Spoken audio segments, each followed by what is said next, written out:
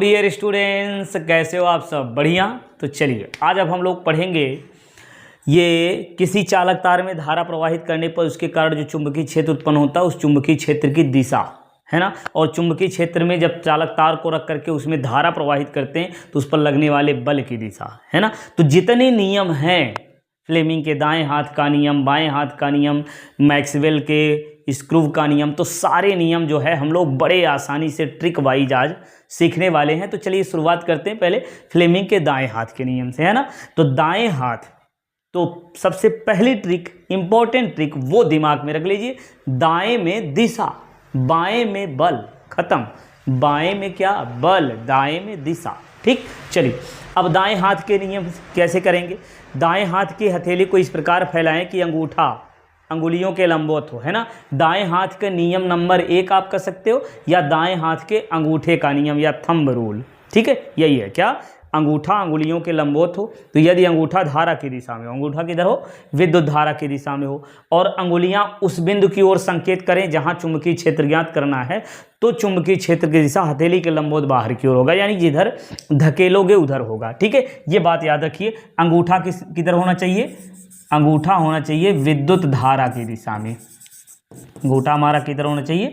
विद्युत धारा की दिशा में। और ये अंगुलियां सभी कहाँ होनी चाहिए? जहां चुंबकीय क्षेत्र ज्ञात करना है।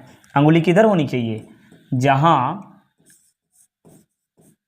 जहां चुंबकीय क्षेत्र की क्या दिशा ज्ञात करनी हो या पता करनी हो, पता करना है। ठीक है, तो चुंबकीय क्षेत्र दिशा किधर होगा? हथेली के लंबवत बाहर की ओर होगा, जिधर आप धकेलोगे उधर होगा। चलिए प्रैक्टिकली समझिए फटाफट। ये तार है, इसमें धारा प्रवाहित करोगे भैया, इसके कारण चलिए यहाँ पर चुंबकीय क्षेत्र ज्ञात करेंगे। कैसे? धारा ऊपर की ओर, अंगूठा ऊपर की ओर होना चाहिए, अंगुली किधर? जिधर ज्ञात करना, इस अंगुली को किधर करें? जिधर ज्ञात करना। देखिए पी की ओर ये अंगुलियाँ होनी चाहिए, इधर। ठीक है, अंगूठा किधर हो? धारा की दिशा। तो किधर धकेलोगे? अंदर की ओर। तो ये किधर हो गया? अंदर की ओर। ठीक है, और ये बाहर जो बिंदु Q है, यहाँ पर चुंबकीय क्षेत्र की दिशा किधर होगी? आप ये कमेंट बॉक्स में जरूर बताएंगे। ठीक है, चुंबकीय क्षेत्र यदि अंदर की ओर है उसको क्रॉस से दिखाते हैं, यदि बाहर की ओर है तो उसको डॉट से दिखाते हैं। ठीक है, चलिए आगे बढ़ते हैं, अगला नियम देखते हैं, फ्लेमिंग के बाएं हाथ का नियम। बाएं हाथ का नियम, बस इतनी बात। यदि हम अपने बाएं हाथ की तीनों अंगुलियों, अंगूठा, तर्जनी, मध्यमा को इस प्रकार फैलाएं, तीनों एक दूसरे के लंबवत हो, तो यदि तर्जनी चुंबकीय क्षेत्र मध्यमा धारा की दिशा में हो तो अंगूठा बल की दिशा को बताता है। ये क्या है? चुंबकीय क्षेत्र, ये धारा, ये बल, याद रखिए। ठीक है, तर्जनी क्या? चुंबकीय क्षेत्र। लिख दें? चलिए लिख दे रहे हैं। क्या? चुंबकीय क्षेत्र। तर्जनी किस बात को बताएगी? चुंबकीय क्षेत्र की दिशा बताएगी।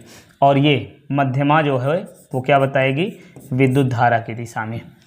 ये क्या है? तर्जनी। ये क्या है? तर्जनी। और ये क्या है? मध्यमा, विद्युत धारा की दिशा। और अंगूठा जो है ये आपका जो है ये बल की दिशा को बताता है। बाएं में बल, अभी हमने बताया ना, बल की दिशा ज्ञात करनी है तो बाएं हाथ के नियम। आगे बढ़ते हैं, फ्लेमिंग के दाएं हाथ का जो नियम नंबर 2 है वो ध्यान से देखिएगा, एकदम सेम वही है जो बाएं हाथ का नियम है। हमने देखा क्या? तर्जनी चुंबकीय क्षेत्र, मध्यमा धारा, अंगूठा बल। तो यहाँ पे देखिए दाएं में दिशा होता है ना, तो गति की दिशा, किसकी? अंगूठा गति की दिशा को बताएगी। बस चालक के गति की दिशा, चालक के गति की दिशा को प्रदर्शित करता है। ठीक है, जहां चालक के गति की दिशा है वहीं आप बल की दिशा यदि कर दोगे, है ना, लगने वाले बल की दिशा को कर दोगे तो वही क्या हो जाएगा? बाएं हाथ का नियम। बाएं में बल, दाएं में दिशा। ठीक, चलिए आगे बढ़ते हैं। मैक्सवेल के दक्षिणावर्त पेंच का नियम। यदि हम अपने दाएं हाथ, है ना, दाएं हाथ से पेचकस को पकड़ करके इस प्रकार घुमाएं कि पेचकस के नोक की दिशा जो है धारा की दिशा में हो, पेचकस के नोक की दिशा धारा की दिशा में हो। कहाँ गया? ये वाला, पेचकस के नोक की दिशा धारा की दिशा में हो। ठीक है। तो ये अंगुलियां जो है चुंबकीय बल रेखाओं की दिशा को प्रदर्शित करती हैं। या ऐसे कहिए दाएं हाथ की हथेली इस प्रकार लपेटें कि है ना, अंगूठा इन अंगुलियों के लंबवत हो, तो अंगूठा यदि धारा की दिशा में हो तो ये अंगुलियां चुंबकीय बल रेखाओं की दिशा को प्रदर्शित करती हैं। अंगुलियां किसको प्रदर्शित करती हैं? चुंबकीय बल रेखाओं। ठीक है। यदि अंगूठे की बात करें तो आप अंगूठा कह दीजिए। यदि पेंच की बात करें, पेंचकस की बात करें, तो पेंचकस के नोक की गति की दिशा, पेंचकस के नोक की गति की दिशा किधर होगी? धारा की दिशा में होगी, है ना। और अंगुलियां चुंबकीय बल रेखाओं की दिशा को बताएंगी।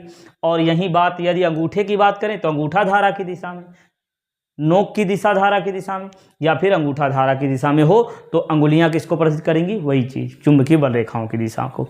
तो उम्मीद है अच्छे से समझ में आ गया होगा। नहीं कम समझ में आया, अभी नहीं याद हुआ, एक बार फिर से देख लो, पूरा पक्का हो जाएगा ये सभी नियम। और फिर पढ़ते रहिए। मिलते हैं फिर नेक्स्ट वीडियो में नेक्स्ट टॉपिक के साथ। Bye bye, take care.